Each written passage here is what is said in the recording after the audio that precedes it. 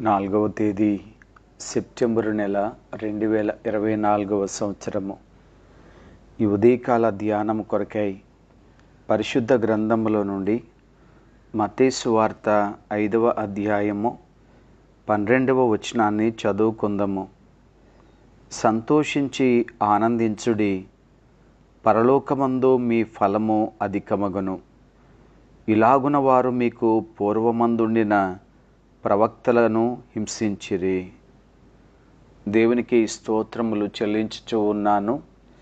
ప్రభునందు ప్రియమైన వారులారా, యేసుక్రీస్తు వారి ఉన్నత నామములో మీ అందరికీ కూడా శుభములు తెలియచేస్తూ ఉన్నాను. ప్రభు మిమ్ములను మీ కుటుంబములను ఆశీర్వదించునుగాక. ఆమెన్.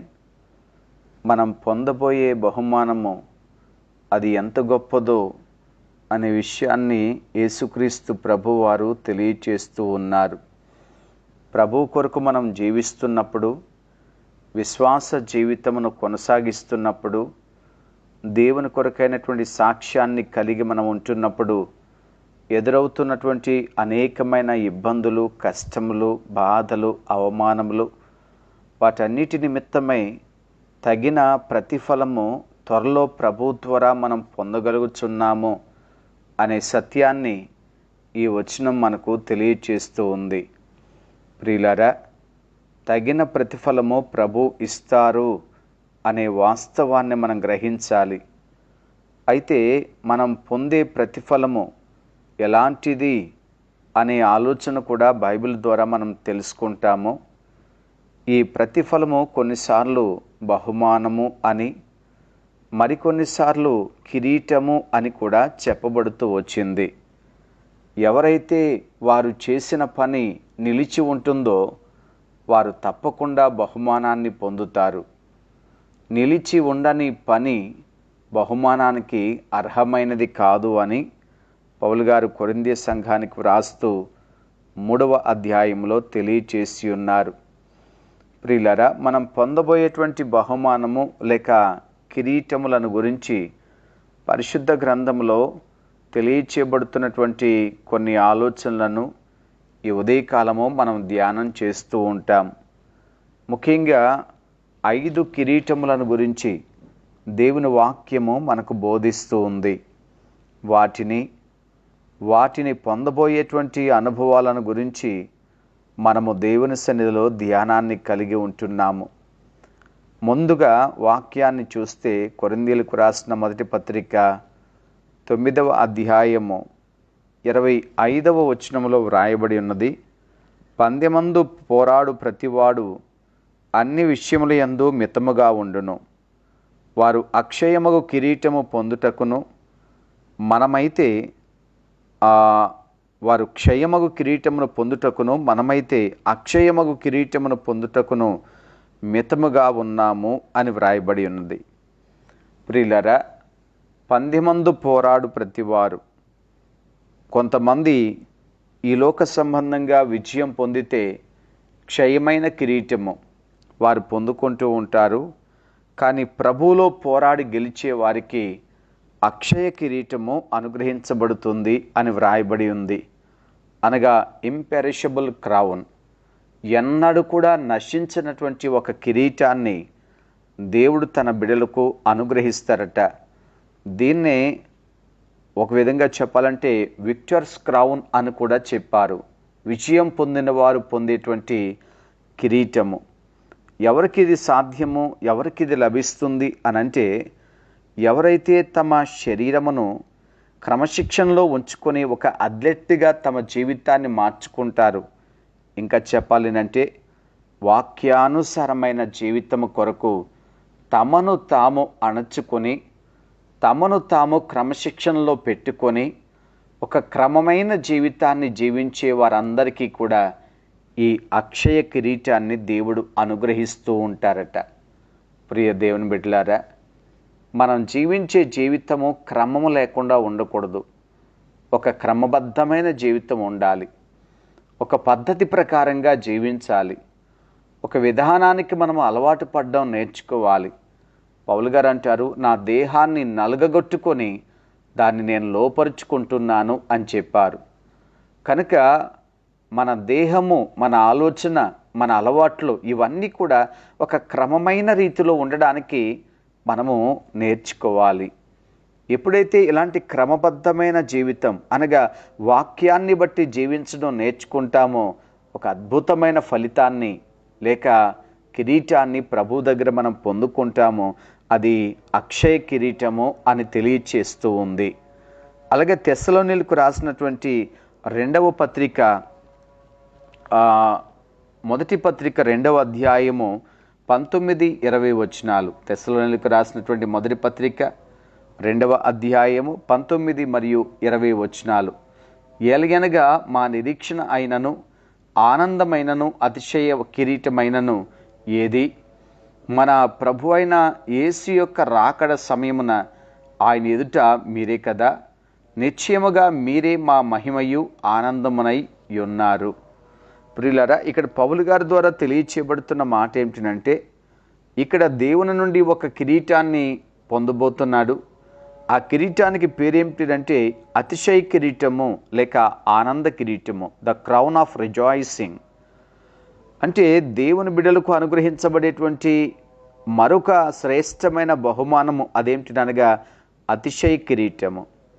ఇది ఎవరికి అనుగ్రహించబడుతుంది అనంటే, ఎవరైతే దేవుని కొరకు ఆత్మలను సంపాదిస్తూ ఉంటారు, ఎవరైతే దేవుని కొరకు అనేకులను సంపాదించడానికి ప్రయాసపడుతూ ఉంటారు, వారికి లభించేటువంటి శ్రేష్టమైన బహుమానము ఇది. అవును ప్రియులారా, మనమందరము కూడా దేవుని కొరకు పని చేయబద్దులమై ఉంటున్నాము. ఒక సాక్ష్యాన్ని మన జీవితం ద్వారా ప్రకటిస్తూ లేక ఒక సత్యాన్ని మన జీవితం ద్వారా రుజువు చేస్తూ అనేకులను క్రీస్తు కొరకు ఆకర్షించవలసిన వారముగా, జీవము గల దేవుణ్ణి ఎరిగినట్లుగా వారిని నడిపించవలసిన వారముగా ఉంటూ ఉన్నాము. అందుకని ఇక్కడ పౌలు గారు అంటున్నారు, మా నిరీక్షణ కానీ, మా ఆనందము కానీ, మా అతిశయము కానీ మీరే. ఎందుకంటే మీరు మా మహిమకు ఆనందానికి ఆధారమై ఉన్నారు, లేక మీరే ముఖ్యమై ఉన్నారు అని జ్ఞాపకం చేస్తూ ఉన్నాడు. దేవుని బిడ్డలారా, ప్రభు కొరకు మనం జీవించబద్దులమై ఉంటున్నాము. ప్రభు మహిమ కొరకు మనం జీవించబద్దులమై ఉంటున్నాము. ఈ దేహము దేవుని ఆలయంగా దేవుడు మార్చుకొని ఉన్నారు. కనుక దేవుణ్ణి చూపిస్తూ దేవుని మహిమను చాటిస్తూ అనేకులను ఆ మహిమగల దేవుని యొద్దకు చేర్చవలసినటువంటి సాధనమై ఉన్నాము అని తెలుసుకోవాలి. అలా తెలుసుకొని జీవించిన వారి కొరకై దేవుడు ఈ మహిమగల లేక అతిశయము గల కిరీటము అనుగ్రహించబోతున్నారు అనే సంగతిని గ్రహించాలి. అలాగే యాకోబు పత్రిక ప్రియులారా, మొదటి అధ్యాయము 12వ వచనాన్ని మనం చూస్తే అక్కడ వాక్యంలో ఇలా ఉంది, శోధన సహించువాడు ధన్యుడు, అతడు శోధనకు నిలిచిన వాడై ప్రభువు తన్ను ప్రేమించు వారికి వాగ్దానము చేసిన జీవ కిరీటము పొందును.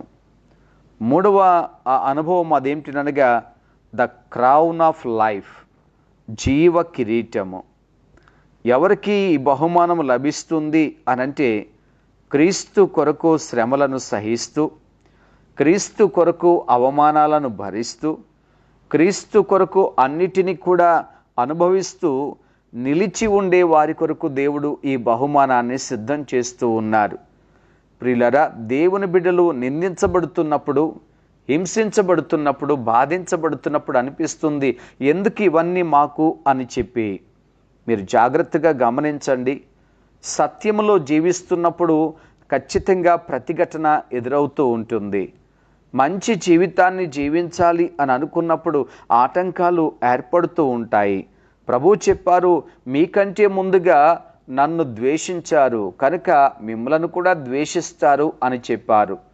లోకములో మీకు శ్రమ కలుగును, అయినను ధైర్యం తెచ్చుకోనండి అని ప్రభు మాట్లాడుతూ వచ్చారు. ప్రియ దేవుని బిడ్డలారా, యేసుక్రీస్తు ప్రభు వారి కొరకు అన్నిటినీ కూడా సహించి నిలబడే వారి నిమిత్తమై దేవుడు ఒక చక్కటి బహుమానాన్ని సిద్ధపరిచి ఉన్నారు. అది జీవ కిరీటము. దయచేసి అన్నడు మర్చిపోవద్దు. మనం జీవిస్తున్న ప్రతి విధమైనటువంటి జీవిత విధానంలో ఎదురవుతున్నటువంటి వాటన్నిటిని గురించి కృంగిపోకుండా, అగ్ని వంటి శ్రమలు అని ఆలోచించకుండా, అవన్నీ కూడా మనకు ఒక దినమందు బహుమానం కొరకు సిద్ధపరుస్తున్నాయి అనే సత్యాన్ని తెలుసుకోవాలి. కనుక ప్రభువు కొరకు సహించడము, ప్రభువు కొరకు భరించడము అనేది మనను బహుమానం కొరకు అవి రూపొందించుతున్నాయి లేక సిద్ధపరుస్తున్నాయి అనే విషయాన్ని గ్రహించి దేవుని కొరకు జీవించడానికి, ప్రభు కొరకు నిలిచి ఉండడానికి మనం ప్రయత్నం చేయాలి. అలాగే తిమోతికి వ్రాసినటువంటి 2వ పత్రిక 4వ అధ్యాయము 8వ వచనములో వ్రాయబడిన మాట, ఇక మీదట నా కొరకు నీతి కిరీటం ఉంచబడి ఉన్నది. ఆ దినమందు నీతిగల న్యాయాధిపతి అయిన ప్రభు అది నాకు మాత్రమే కాకుండా తన ప్రత్యక్షతను అపేక్షించు వారందరికీ అనుగ్రహించును. ప్రియులారా, ఇక్కడ పౌలు గారు తెలియచేస్తున్న మరొక బహుమానం ఏమిటంటే నీతి కిరీటము, ద క్రౌన్ ఆఫ్ రైచియస్నెస్. ఇది ఎవరికి లభిస్తుంది అనంటే ఆయన అన్నారు, నాకు మాత్రమే కాదు అనేకులకు అనుగ్రహిస్తారు దేవుడు. ఎవరికి అని అనగా ఆయన ప్రత్యక్షత కొరకు అపేక్షించు వారందరికీ, అనగా యేసుక్రీస్తు ప్రభువారి యొక్క 2వ రాకడను ప్రేమించి సిద్ధపడి ఎదురు చూసే వారందరికీ కూడా ఈ కిరీటం లభిస్తూ ఉంది. లోకములో చాలామంది కూడా క్రీస్తు రాకడను గురించినటువంటి ఆలోచన లేకుండానే వారి జీవితాలు కొనసాగిస్తూ ఉన్నారు. ఇంకా లోకమే శాశ్వతం అన్నట్లుగా, ఈ జీవితమే స్థిరమన్నట్లుగా జీవిస్తూ ఉన్నారు. నోవహు కాలంలో నోవహు జీవించిన జీవితానికి, ఆ తరమ వారందరూ జీవించిన జీవితానికి ఎంత వ్యత్యాసాన్ని చూస్తూ ఉన్నాము. స్నేహితుడా, ప్రియ సహోదరి, మరి మనం ఎలా జీవిస్తున్నాము? ప్రభు రాకడ కొరకు సిద్ధపడుతున్నామా? ప్రభు రాకడను ప్రేమిస్తున్నామా, కోరుకుంటున్నామా? ఎదురు చూసడానికి సరైనటువంటి సిద్ధపాటుతో కలిగి జీవిస్తున్నామా? ఏ క్షణమైనా ప్రభు రావచ్చు కనుక నేను సిద్ధంగా ఉన్నాను, ప్రభుతో కూడా నేను కొనుక్కోబడ్డానికి అన్ని విషయాల్లోనూ కూడా నేను సిద్ధంగా ఉన్నాను అని చెప్పగలుగుతామా? ఎవరైతే యేసుక్రీస్తు ప్రభువారి యొక్క 2వ రాకడను ప్రేమించి కనిపెట్టేవారుగా, సిద్ధపడి ఎదురు చూసేవారుగా ఉంటారో వారి కొరకు దేవాతి దేవుడు నీతి కిరీటాన్ని ఉంచి ఉన్నారు. ఇది అద్భుతమైన ఒక బహుమానము. అలాగే ప్రియులారా, పేతురు రాసినటువంటి మొదటి పత్రిక 5వ అధ్యాయము 2వ వచనము నుండి జ్ఞాపకం చేసుకుందాము. బలిమి చేత కాక దేవుని చిత్త ప్రకారము ఇష్టపూర్వకముగాను దుర్లాభాపేక్షతో కాక సిద్ధ మనస్సుతోనూ మీ మధ్యనున్న దేవుని మందను పై విచారణ చేయుచు దానిని కాయుడి. మీకు అప్పగింపబడిన వారిపైన ప్రభువులైనట్టుండక మందకు మాదిరులుగా ఉండుడి. ప్రధాన కాపరి ప్రత్యక్షమైనప్పుడు మీరు వాడబారని మహిమ కిరీటము పొందుదురు. ఇక్కడ మరొక అనుభవం చూస్తున్నాము, వాడబారని మహిమ కిరీటము, ద క్రౌన్ ఆఫ్ గ్లోరీ. వాడబారని కిరీటము, మహిమ కిరీటము. ప్రియులారా, ఈ బహుమానము ఎవరికి అనంటే మందను అనగా దేవుని సంఘమును నమ్మకంగా పోషించి కాపాడేటువంటి కాపరులకు, ఫెయిత్ఫుల్ షెపర్డ్స్కు, ఎవరైతే నమ్మకమైన కాపరులుగా ఉంటారో, అప్పగించిన సంఘాన్ని, అప్పగించిన ఆత్మలను దేవుని కొరకు కాపాడడానికి, ఏమాత్రము ఒక్క గొర్రెను కూడా నష్టపోకుండా ప్రయాసపడడానికి, వారు అహర్నిశలు కూడా పనిచేయడానికి ఎవరైతే తీర్మానం చేసుకుని ఉంటారో, ఒక రోజున మహోన్నతుడైన దేవుడు వారికి మహిమ కిరీటాన్ని అనుగ్రహించబోతూ ఉన్నారు.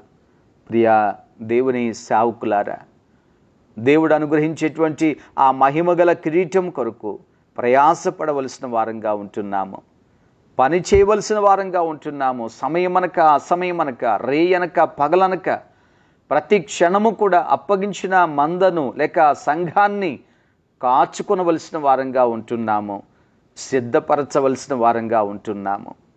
దేవుని బిడ్డలారా, ఒక రోజున ప్రభు ఎదుట మనం అందరము నిలిచి ఉండబోతున్నాము. అప్పుడు దేవుని యొద్ద నుంచి మనకు లభించేటువంటి బహుమానము అది అక్షయ కిరీటమా, అతిశయ కిరీటమా, జీవ కిరీటమా, నీతి కిరీటమా, లేక మహిమగల కిరీటమా అనేది తెలియదు. కానీ మనము ఇక్కడ జీవించిన జీవితాన్ని బట్టి అక్కడ మన బహుమానము ఆధారపడి ఉంటుంది అనే విషయాన్ని మర్చిపోవద్దు. కిరీటము అనేది విజయానికి, గౌరవానికి, కీర్తికి ముంగుర్తుగా కనిపిస్తూ ఉంది. అన్నిటికంటే ముఖ్యంగా ఒక మాట జ్ఞాపకం చేసుకోవాలి. ఎన్ని బహుమానాలు ప్రభు యొద్ద మనం పొందుకొని ఉన్నా, ఎన్ని కిరీటాలు మన జీవితంలో ప్రభు ద్వారా మనం అందుకొని ఉన్నప్పటికీ కూడా అత్యున్నతమైన బహుమానము, వీటన్నిటికంటే ఈ 5 కిరీటాల కంటే కూడా అత్యున్నతమైనటువంటి బహుమానము ఏదైనా ఉన్నది అనంటే అది ప్రభు అయిన యేసుక్రీస్తు వారు మాత్రమే. అవునండి, ఒక అక్షయ కిరీటం మన జీవితంలో పొందుకున్న, ఒక అతిశయ కిరీటం పొందుకున్న, ఒక జీవ కిరీటం మనం పొందుకొని ఉన్న, నీతి కిరీటాన్ని మనం అందుకొని ఉన్న, మహిమ కిరీటాన్ని మనం అందుకొని ఉన్న, పొందలేని సంతోషాన్ని యేసయ్యను కలిగి ఉన్నప్పుడు అది మన జీవితంలోనికి వస్తుంది. కనుక సహోదరుడ, ప్రియ సహోదరి, మనము అంతిమ ఫలితం కొరకు, శ్రేష్టమైన బహుమానం కొరకు, అత్యధికమైనటువంటి బహుమానం కొరకు మనం కనిపెట్టి జీవించుదాం. ఏమీ పొందని స్థితిలో ఉండొద్దు, కానీ ఏదో ఒకటి దేవుని దగ్గర మనం పొందుకోవాలి. అన్నిటికంటే ముఖ్యంగా యేసుక్రీస్తు ప్రభువాన్ని మనము కలిగి జీవించడానికి ప్రయత్నం చేయాలి. దేవుడు అలాంటి కృప కొరకై మనందరినీ కూడా సిద్ధపరచునుగాక. ఆమెన్. పరిశుద్ధుడైన మా తండ్రి, మీకు వందనాలు చెల్లిస్తున్నాము దేవా. ఈ ఉదయకాలం మీరు మాకు ఇచ్చిన మీ ఆలోచనలను బట్టి మీకు స్తోత్రాలు దేవా. ఒకరోజు మీ ఎదుట మేము నిలిచి ఉన్నప్పుడు మీ యొద్ద నుంచి మా ప్రభ మేము పొందబోయే బహుమానము, ఆ కిరీటాల కొరకై మేము ఎంతగానో కనిపెట్టడానికి, తగినట్లుగా జీవించడానికి మాకు సహాయం చేయండి. ముఖ్యంగా మా తండ్రి, మా ప్రభువ, మా దేశాన్ని కనికరించండి. ముఖ్యంగా మా ఆంధ్ర రాష్ట్రం కొరకు ప్రార్థన చేస్తున్నాము. విజయవాడ, గుంటూరు ఆ ప్రాంతాల్లో ప్రభువ ఫ్లడ్స్ వలన, హెవీ రెయిన్స్ వలన మా ప్రభువ ఎన్నో కుటుంబాలు తండ్రి, ఎంతోమంది ప్రజలు మా ప్రభువ వారు పడుతున్న ఇక్కట్లు, బాధలు, కష్టాలు మా ప్రభువ అవన్నీ ఒక్కసారి జ్ఞాపకం చేసుకోండి. ఆ ఫ్లడ్ నుంచి మా ప్రభువ వారందరినీ విడిపించండి దేవా. ఏ ఆపద సంభవించకుండా, ఎటువంటి ప్రాణాపాయ స్థితి కలగకుండా వారందరినీ ఆదుకొనమని వేడుకుంటున్నాను. మీరు కనికరము వారి పట్ల చూపించమని ప్రార్థన చేస్తున్నాను తండ్రి. వాతావరణం అంతటినీ కూడా మీ స్వాధీనం అందించుకోండి దేవా. అన్ని పరిస్థితుల్లోనూ కూడా ప్రభువా మీరు తోడుగా ఉండి వారిని తప్పించమని వేడుకుంటున్నాను. వాక్యం విన్న వారందరినీ మీరు దీవించండి. దైవ సేవకులను, వారి కుటుంబాలను, చేస్తున్న పరిచర్యను మీరు ఆశీర్వదించండి. మీరే మహిమ పొందుకొనమని ఈ ప్రార్థన యేసుక్రీస్తు వారి పరిశుద్ధ నామమును వేడుకుంటున్నాము తండ్రి. ఆమెన్. త్రియేక దేవుని సన్నిధి సదాకాలము మీకును ప్రతి ఒక్కరికి తోడయుండి కాపాడునుగాక. ఆమెన్.